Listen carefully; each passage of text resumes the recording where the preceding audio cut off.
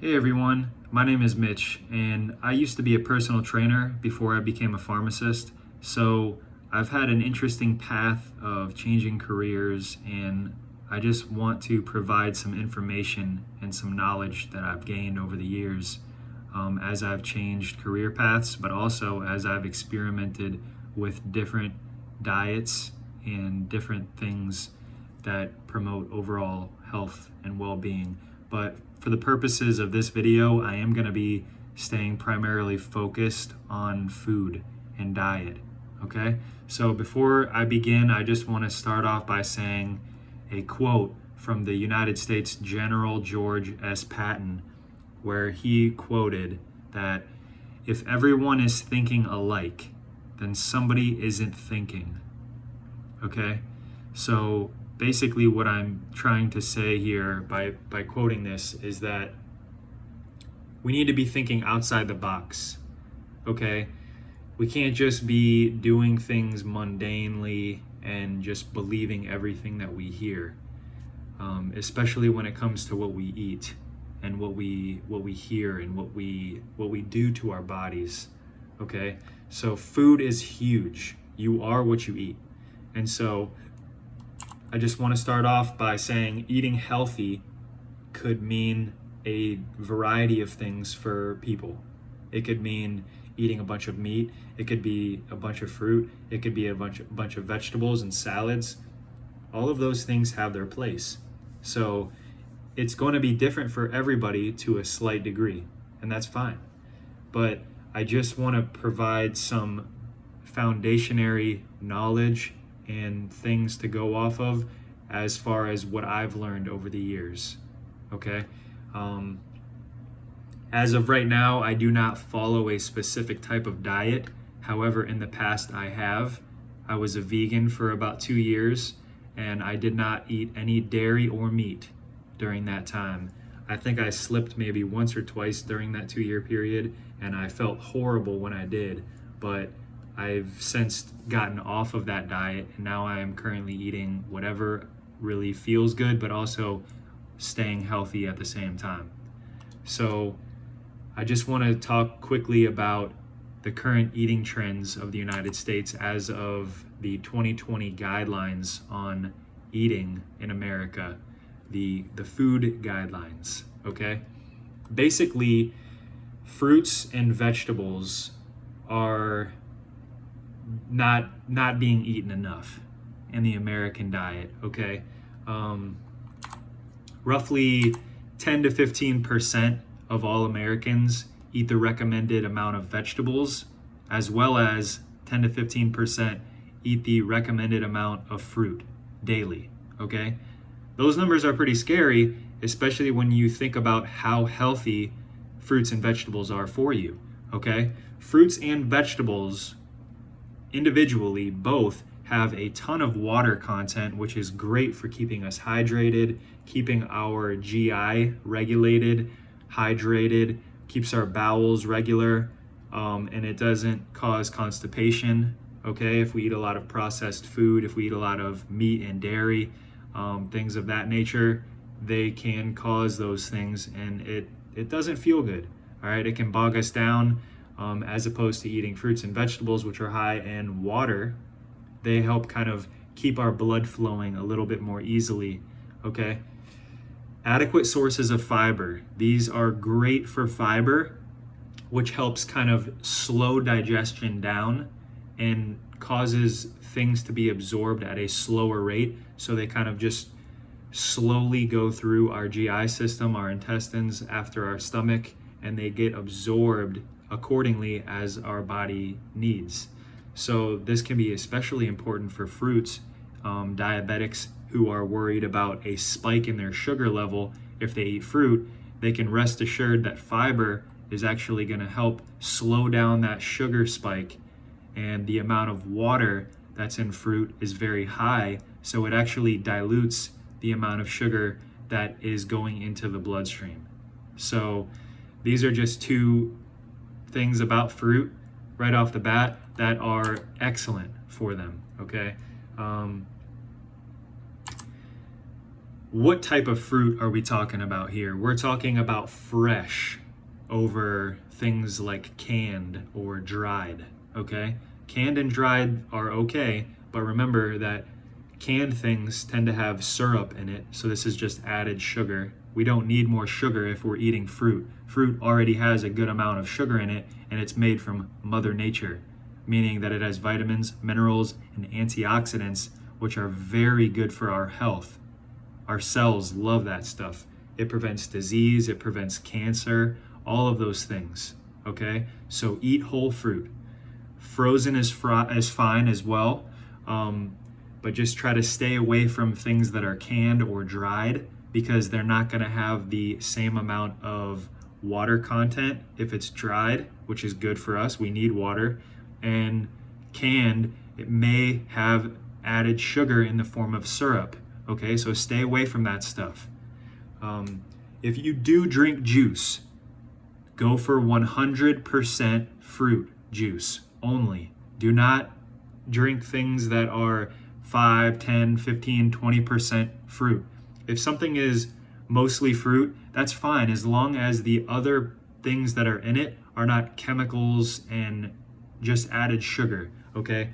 Look on the ingredient label and you'll see that the thing that is listed first is the component that is in the highest percentage of that product. So we want to be seeing water or fruit on that first part, okay? So fruit juice is okay, just be careful of added sugar. Key nutrients are fiber. There's tons of electrolytes, potassium, vitamins such as vitamin B's or vitamin C's, great for us. But the thing with these is that they have antioxidants, which are anti-aging, anti-cancerous, anti-disease, okay? These are amazing. They heal cuts. They support pregnancy. They reduce constipation. They lower cholesterol. They keep our gums and teeth healthy, okay? We need to be eating lots of fruits. What kind? Berries, bananas, mangoes, really whatever in season, because fruits can be a little bit expensive or pricier sometimes, so just get what's in season. Try to look for the deals, but remember, if you don't pay for it in the grocery store, you're going to pay for it in the hospital or with medical bills. Grocery bills or medical bills, remember that. When it comes to diabetes, a lot of people have given me some resistance in terms of, ooh, Mitch, I don't know if I can be eating all of those fruits because they have a lot of sugar in them. You're right, they do have a lot of sugar, but remember, the fiber is going to slow that down and the water is going to keep it diluted. So that way there's not as much sugar that is going to blast your system and overload your pancreas to release all that insulin to help bring that sugar down. Okay, so the glycemic index is what we're looking at when we want to see how fast a carbohydrate containing food will raise the blood glucose. The higher the number on the glycemic index means the faster the spike in the blood glucose. So if something has a high glycemic index, it's going to spike your sugar fast, okay? And then the other thing that we need to take into consideration with this is the glycemic load. The glycemic load takes into account just how much carbohydrates or sugar is contained within each serving. So it has to do with the amount of sugar, not how fast.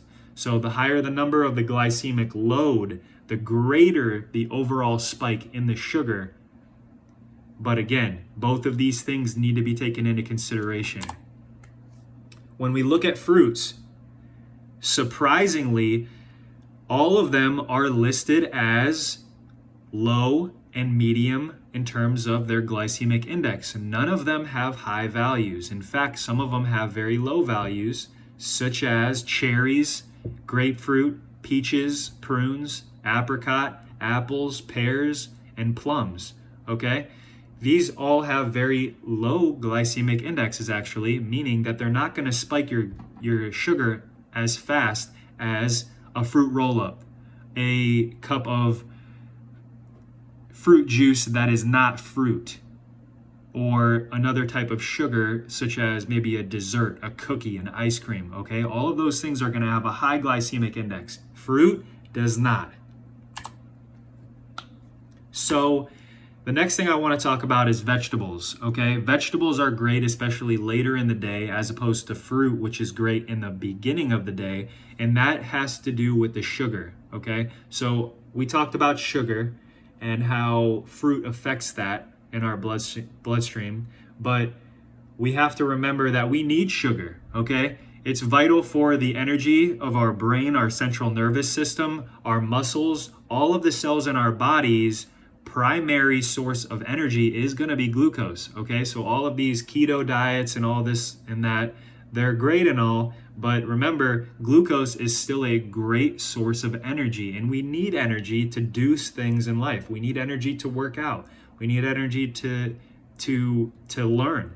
We need energy to go to work. And glucose is a great source of energy for that, okay? So don't cut glucose out, just get it in at the beginning of your day, because if you do, your body is going to utilize that sugar as opposed to storing it in the form of glycogen, okay? So when a sugar does not get used, it actually turns into glycogen, and we have a small reservoir in our body that houses glycogen, but it can only hold so much until it's overloaded, and then the extra sugar that doesn't turn into glycogen is then sent to fat production, okay? Because our bodies are amazing.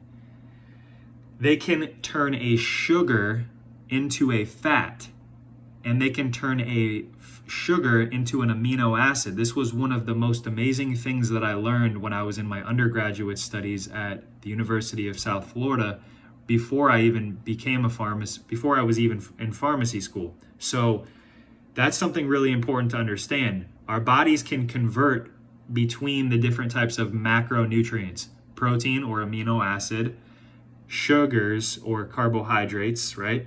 And then fatty acids. And the things that we have to remember when it comes to these things are the essential acids. Essential amino acids, meaning we cannot make those. We have to consume them from our diet in order to get them into our system. Essential fatty acids, same thing. We need to consume these in order to get them into our system. The other types of fatty acids and amino acids, we can convert sugars or fats into those things, as well as amino acids. So they all can be cycled around. We have different metabolic pathways that can do this. Granted, we have the enzymes for them, which are proteins, which require electrolytes such as magnesium and iron, for example, that help catalyze that reaction to form a protein from a sugar, okay? Some of that stuff might have been over your head, but that's fine. Just remember, fruits in the morning, vegetables in the evening, okay? And why vegetables in the evening? Because again, they're gonna have water, they're gonna have vitamins, they're gonna have minerals, they're gonna have fiber, and they're low in sugar because we don't need sugar before we go to bed, okay? We need protein, we need fats, and vegetables have small amounts of those things. And so if you eat enough of them, you're actually gonna get a decent amount from them. You don't have to eat meat. If weight is a concern, okay, and it is a concern for a lot of Americans as judgment of the statistics that I went over, we don't eat enough fruit, we don't eat enough vegetables, but what we do eat a lot of is meat, and we eat a lot of dairy, okay? So we're not lacking in those categories if we think about the average American, okay? So it's important to keep those things in mind and maybe take a holiday off of meat or take a holiday off of dairy, okay? The body loves consistency. Your body is not going to like you for taking those holidays initially. As my mother put it, things get worse before they get better, okay? That just means that our body is going to have to adjust a little bit temporarily in order to make that change happen, okay? So let us turn up the beat and eat more vegetables, okay? Especially for dinner. 2 to 3 cups of vegetables per day is plenty, okay? That's about a half a cup of green beans and 1 cup of spinach. That's going to provide about a cup altogether. And you can get vegetables in pre-made meals if that's something that is not something that you can cook regularly, but you can also steam broccoli. You can cook green beans, asparagus. You can make a salad. That's a super easy way. They have pre-packed salad bags with dressing on them. A lot of the times you can find them at your grocery store, buy one, get one even. Just make sure you eat them because they don't last very long. But in terms of fruit, again, berries, bananas, all of those things are great in the morning. You can make a smoothie out of them. And again, you don't have to just eat fruit, but fruit in the morning is preferred. And you can also put in peanut butter. You can put in protein powder. These things are great to add if you want extra fat, extra protein, extra energy, and sustenance for you moving forward through the day. Okay, so that's all I have in terms of fruits and vegetables. And again, if weight is a concern, trust me when I tell you, if you cut out dairy and meats, you will lose weight, okay? Dairy tends to have a lot of fat in it. Meats do too. So if you can cut those out of your diet, also known as going vegan, essentially, minus the spiritual component of that, you will see a drop in your weight, okay? I went from 160 pounds to about 145 over the course of 3 months when I cut out meat and dairy, all right? Just make sure you're eating enough fruits and vegetables so you don't go hungry, right? You want to still give your body the energy that it needs without losing too much weight. But it is a form of fasting because your body is not going to be getting in those excess calories that you're getting from those dairy items and meat items, okay? The last thing is sourcing. It's always best to buy things organic. There's a list called the Clean 15 and the Dirty Dozen, all right? Google that when you get a chance, and you'll see that the Clean 15 has items that you don't necessarily have to buy organic. And this is always changing. This is just a quick, easy fix. But the things that are on the Dirty Dozen tend to be sprayed with a lot of pesticides, chemical herbicides, chemical fertilizers, such as Roundup, which is a cancer-causing molecule. So take a look at that list if you're wondering which ones you should be buying organic versus not. In general, a good rule of thumb is to think about how the fruit's casing is or how the vegetable's casing is, right? Like, so for example, a banana, the peel is pretty thick on a banana, all right? As opposed to an apple, which the skin is relatively thin.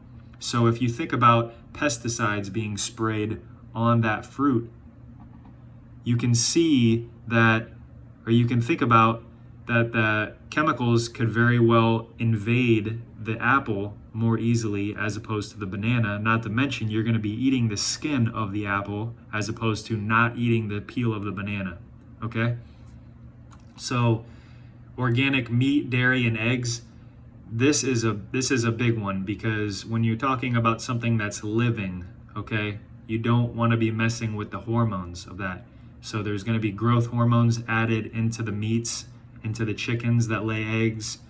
These are considered genetically modified organisms, GMOs, feeds. One of the biggest things that I learned while I was looking at some of this stuff was that there's a lot of types of medications that are actually injected into the farm animals before they are slaughtered or before they are harvested, okay? Antibiotics are a huge one. There was an absurd percentage of like somewhere up to 75% or 80% of all of the antibiotics that we use in America are actually used in livestock. That's pretty crazy, okay? You always want to buy free range because it avoids these animals being stuck inside filthy, overcrowded conditions that oftentimes lead to high amounts of stress, which does affect the quality of the meat, all right, and it affects the quality of the eggs. So, just for example, there are two big types of drugs that are given to animals.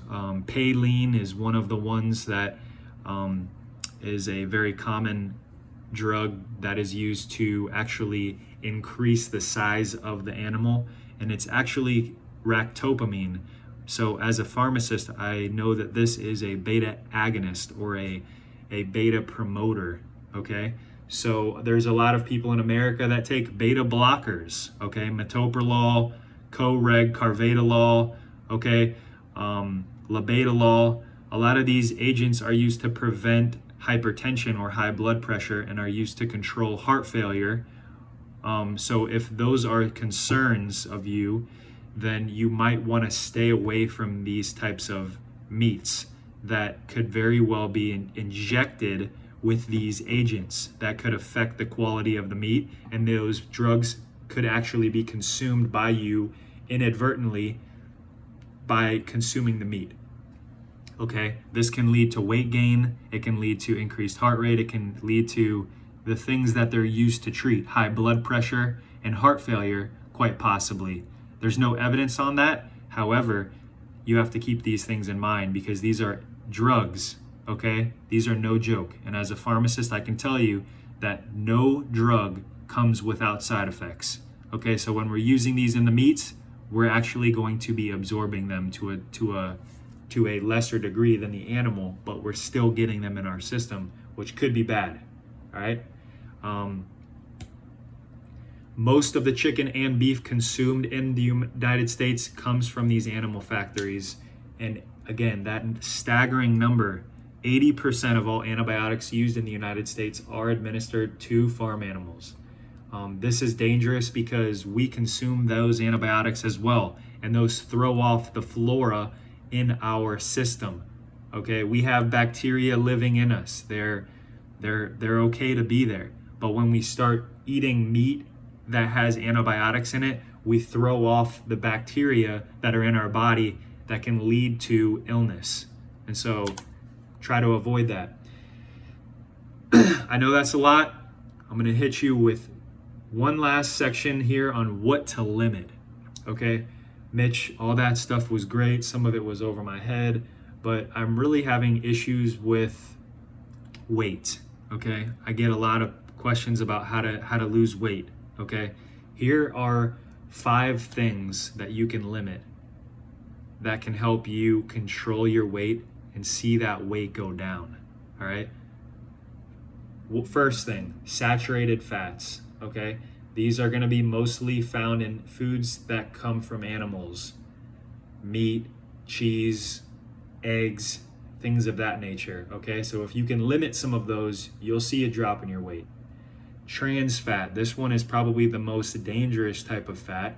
These typically are hydrogenated oils. So look out for that word hydrogenated when you're buying things that have fat in it. Your oils, margarine is straight up hydrogenated oil. Stay away from it.